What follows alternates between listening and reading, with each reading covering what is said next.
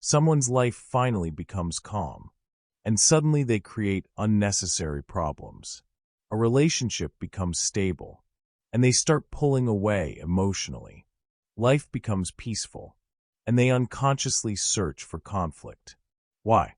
Because emotional chaos became psychologically familiar, and the nervous system interprets familiarity as safety. This is why some people say they want peace, while unconsciously recreating struggle. The body learns survival through emotional intensity, and when intensity disappears, the mind feels unsettled. This is one of the hidden mechanisms of the matrix almost nobody talks about.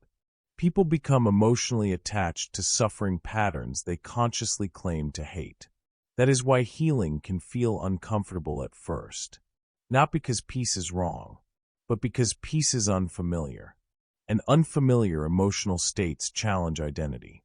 Your emotional state becomes your personal reality filter.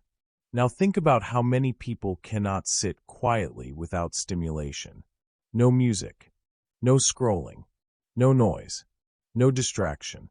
Silence immediately brings discomfort. Why? Because stillness forces unconscious emotions to surface.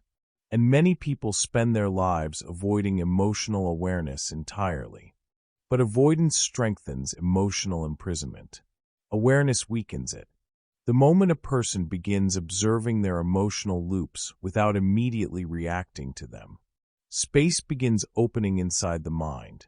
That space changes everything, because in that space, choice becomes possible again.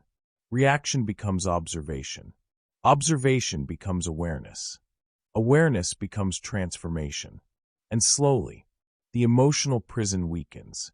But there is one final realization most people never fully understand. Freedom is not merely escaping negative emotions. Freedom is no longer unconsciously obeying them. That is true emotional sovereignty.